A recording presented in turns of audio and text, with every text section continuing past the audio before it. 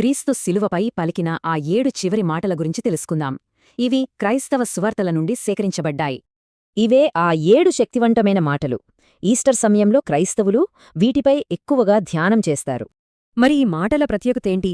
ఇవి కేవలం పదాలు కాదు, క్రైస్తవ విశ్వాసానికి ఇవి కేంద్రం లాంటివి. ఈ మాటలన్నీ ఒకే సువార్తలో లేవు. లూకా, యోహాను, మార్కు సువార్తల నుండి వీటిని తీసుకున్నారు.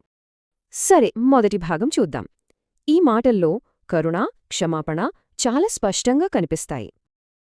మొదటి మాట, తనను సిలువ వేసిన వారిని క్షమించమని దేవుణ్ణి వేడుకోవడం.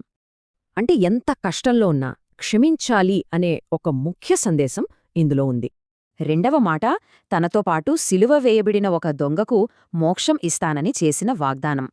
ఇది అందరికీ నిరీక్షణ, విమోచన కలుగుతుందనే ఒక భరోసానిస్తుంది. ఇక మూడో మాటలో తన తల్లిని ఒక శిష్యుడికి, ఆ శిష్యుడిని తల్లికి అప్పగిస్తున్నాడు. ఈ మాటల్లో కుటుంబ బంధానికి, ఒకరికొకరు తోడుగా ఉండటానికి ఎంత విలువిచ్చారో తెలుస్తుంది. ఇప్పుడు రెండో భాగానికి వద్దాం. ఈ మాటలు ఆయన పడిన తీవ్రమైన వేదనను చూపిస్తాయి. ఈ 4వ మాట కీర్తనల గ్రంథంలోనిది. ఇది ఆయన ఆధ్యాత్మిక వేదనకు నిదర్శనం. దేవుడు తనని వదిలేశాడనే భావన, మానవ బాధ యొక్క తీవ్రత ఇందులో కనిపిస్తాయి. 5వ మాట చాలా చిన్నది. ఆయన పడిన శారీరక బాధను ఇది సూటిగా చెప్తుంది. శిలువ మరణం ఎంత భయంకరంగా ఉంటుందో ఈ ఒక్క మాట మనకు గుర్తుచేస్తుంది. ఇక చివరి భాగం.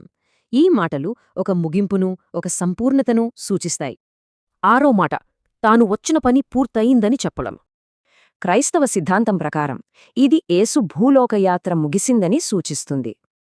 ఇక ఆఖరి మాట, పూర్తి నమ్మకంతో తన ఆత్మను తండ్రికి అప్పగించటం. ఈ మాటలతో ఆయన ప్రయాణం శాంతియుతమైన సమర్పణతో, విశ్వాసంతో ముగుస్తుంది. మొత్తంగా చూస్తే ఈ 7 మాటలే క్రైస్తవ విశ్వాసానికి ఒక బలమైన సారాంశం.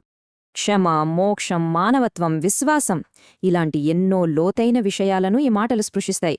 అందుకే ఇవి చరిత్రలో నిలిచిపోయాయి.